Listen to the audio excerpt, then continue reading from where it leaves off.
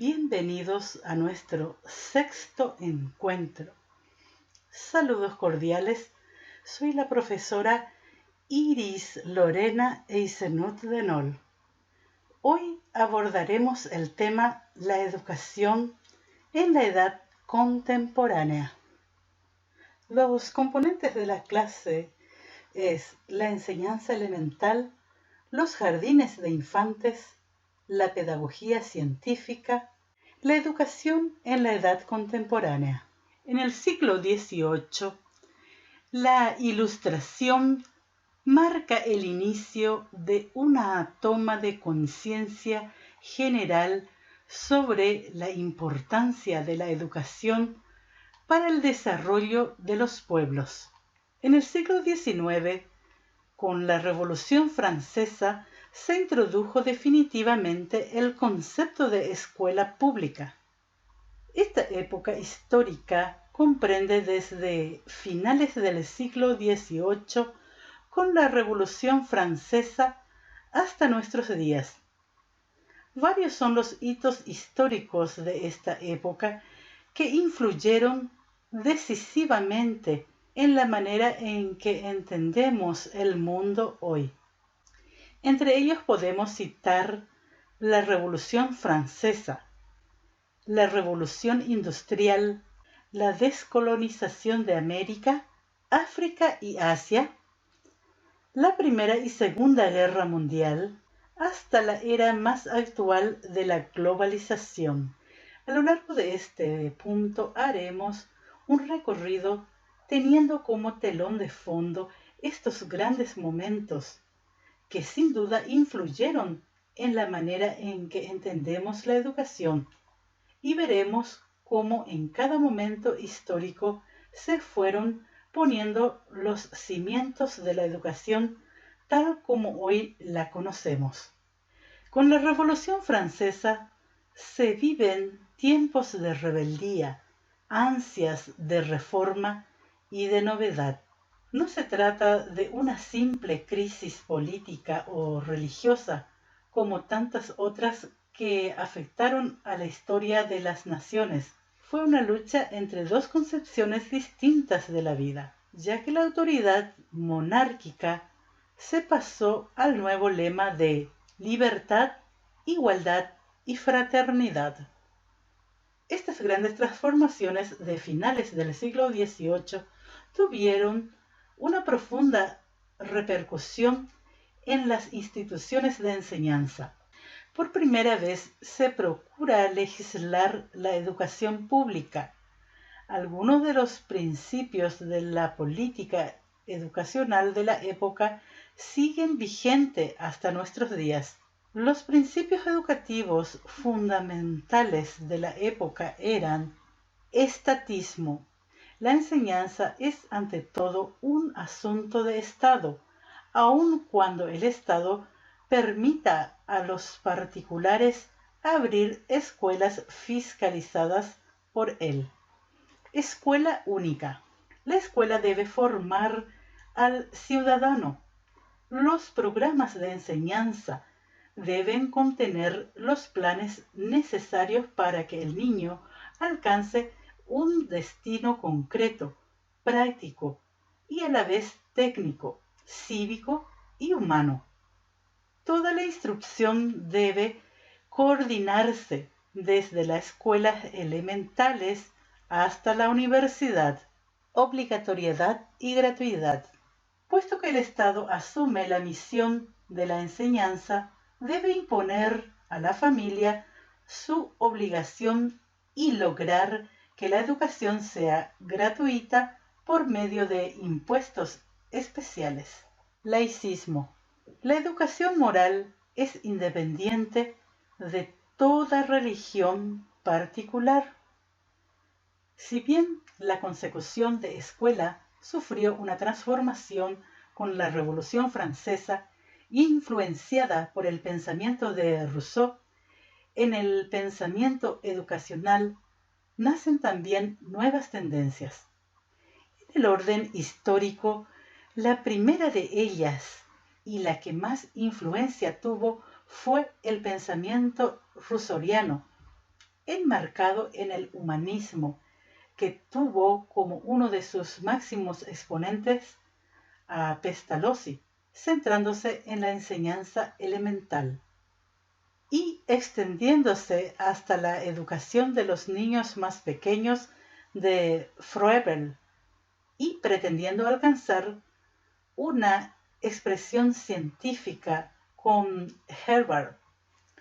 Si bien es cierto que estos tres grandes educadores desarrollaron también un nuevo ideario psicológico, científico y sociológico, entendemos que en ellos predominó el espíritu romántico y humanitario.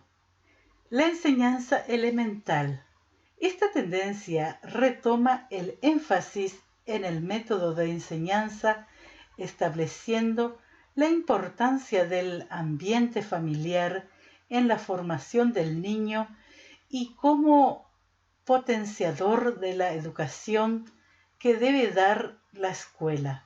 Johann Pestalozzi, 1746-1827, el más grande pedagogo de la segunda mitad del siglo XVIII, ejerció un influjo extraordinario en el desarrollo de la educación popular, precursor de la nueva educación. Su concepción de la educación como proceso de autoformación es considerado como una de las mayores conquistas del pensamiento moderno.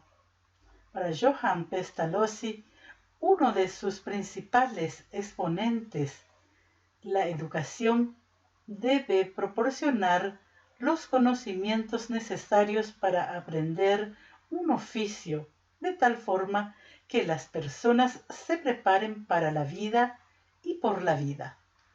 En 1776 se publica el libro Leonardo y Gertrudis, en el que se muestra la acción decisiva de la familia y en especial de la madre en la formación del niño. Pestalozzi imprime a la escuela un espíritu de renovación. Su orientación psicológica condujo a la sistematización científica. La idea fundamental de su sistema es que la educación elemental debe tomar como punto de partida las propias fuerzas del educando. Para este pedagogo, el fin de la educación consiste en asegurar a cada niño el desarrollo integral al que tiene derecho por haber nacido. La personalidad del niño es sagrada y es necesario dejarle una conveniente libertad. El respeto al individuo exige que la educación no sea uniforme. Hay que tener presente el sexo, la diversidad de talentos y de condiciones sociales. La escuela tal como la concibe es una escuela para todos y es en verdad una escuela para la vida. La educación ha de ser el principal instrumento de reforma social y de la regeneración de la sociedad. La educación no sería más que un desarrollo orgánico, mental, moral y físico que todo ser humano tiene obligación de alcanzar. Los jardines de infantes. Es precisamente el énfasis que hace Pestalozzi en los conocimientos psicológicos sobre la infancia y las relaciones familiares lo que lleva a Froebel a crear los jardines de infantes, más conocido como los Kindergarten. Friedrich Froebel, 1782-1852, creador de los jardines de infantes, sus ideas pedagógicas no han ejercido ninguna influencia si las compara con la extraordinaria difusión de sus procedimientos y métodos para la educación infantil.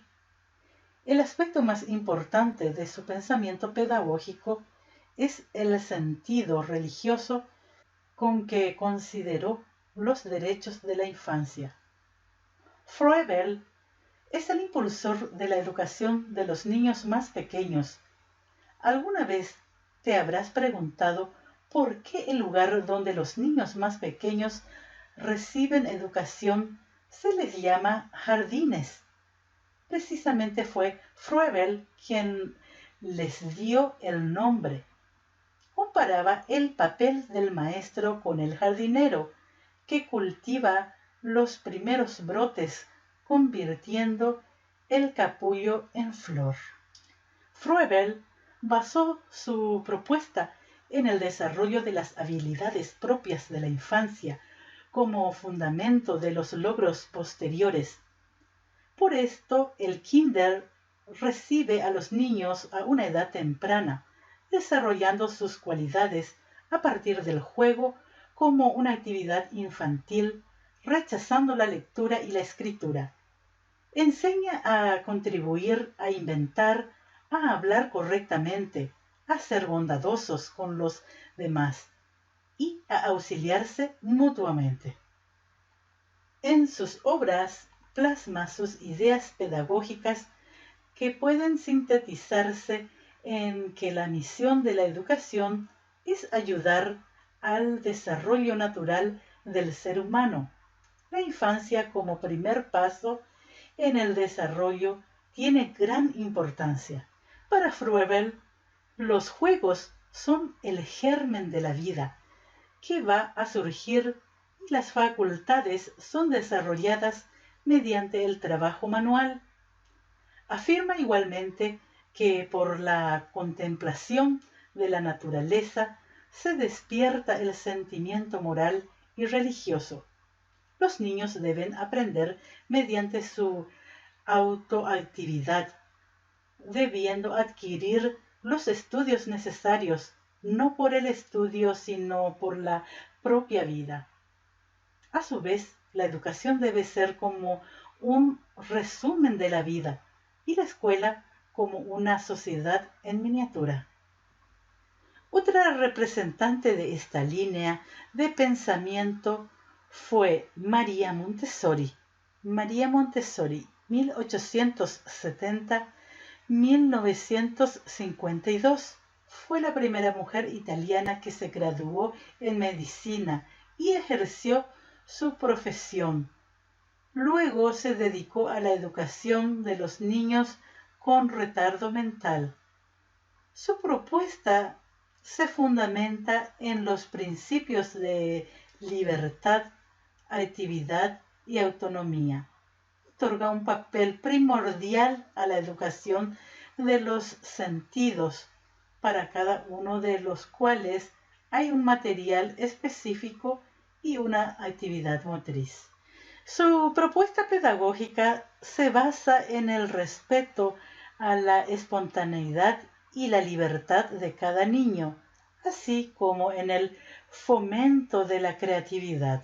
Propone un método de investigación y de trabajo, en el cual el niño actúa con libertad y un ambiente adecuado para experimentar, trabajar, asimilar y nutrir su espíritu. La actividad es desarrollada en un medio organizado, en el cual el maestro ayuda al niño a darse cuenta del posible uso que se le puede dar a cada material, dejando que elija espontáneamente la tarea que desea realizar.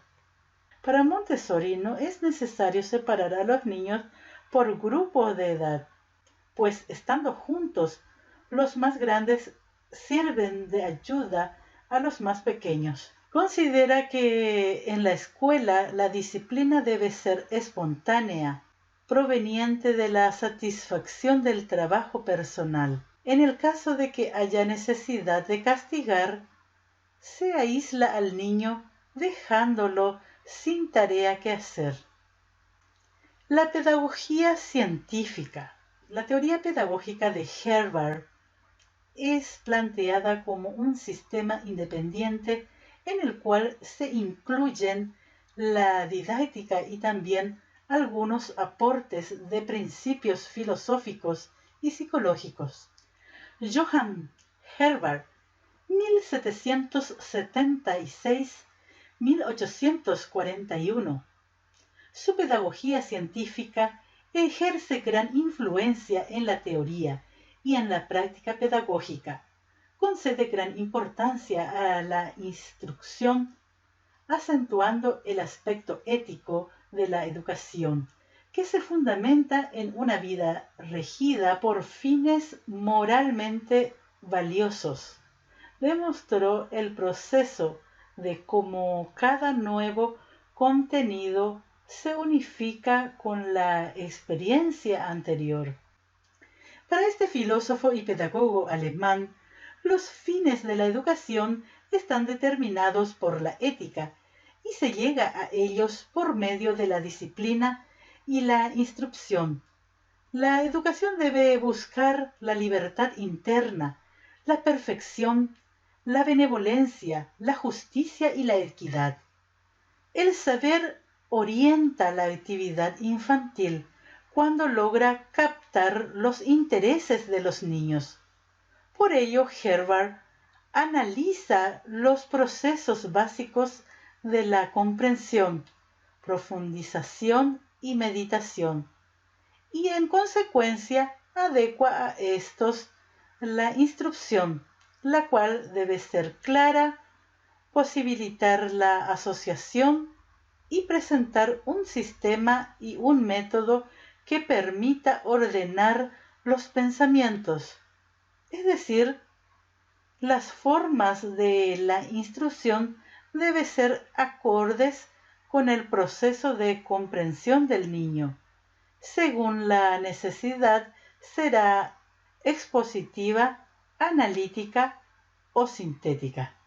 La disciplina ayuda a la formación del carácter, de acuerdo con la edad. Las formas pueden ser la exhortación, la advertencia, la amonestación, el premio o el castigo. Para este autor, la educación recorre 4 etapas: la intuición, la asociación o comparación, la abstracción, la aplicación o método. La intuición se produce cuando el maestro muestra el objeto para que el educando lo contemple en todas sus partes y pueda de este modo aprenderlo. La asociación. El espíritu une lo que hay de nuevo en lo mostrado con las ideas ya conocidas y pasa de una aprehensión a otra, observando las semejanzas y diferencias. Asociación o comparación. La abstracción. Una vez recorrido este camino, el alumno se encuentra en condiciones de agrupar elementos comunes, reunir características y formas, nociones abstractas y generales. La aplicación.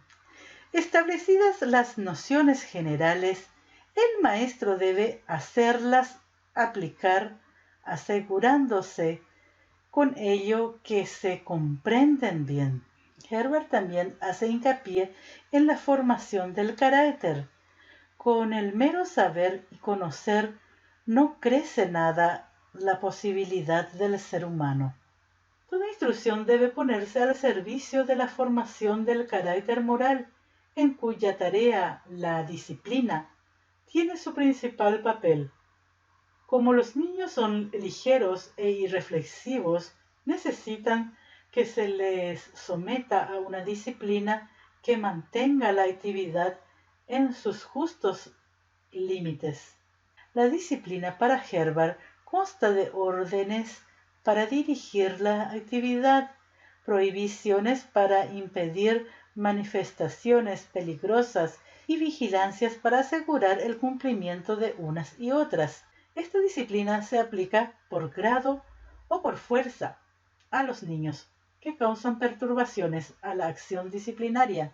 Bueno, como conclusión entonces podemos decir que la educación en la edad contemporánea tiene varios hitos históricos como la Revolución Francesa e Industrial, la descolonización de América, África y Asia, las guerras mundiales y la actual globalización. Esta época valoriza la enseñanza elemental como mediadora entre el hogar y la escuela, en la formación de los niños, los jardines de infantes, la pedagogía científica y el positivismo pedagógico, que promueve el aprendizaje por medio de la investigación y el descubrimiento. Bueno, llegamos al final de nuestra clase. Hasta el próximo encuentro. Muchas gracias. Chao, chao.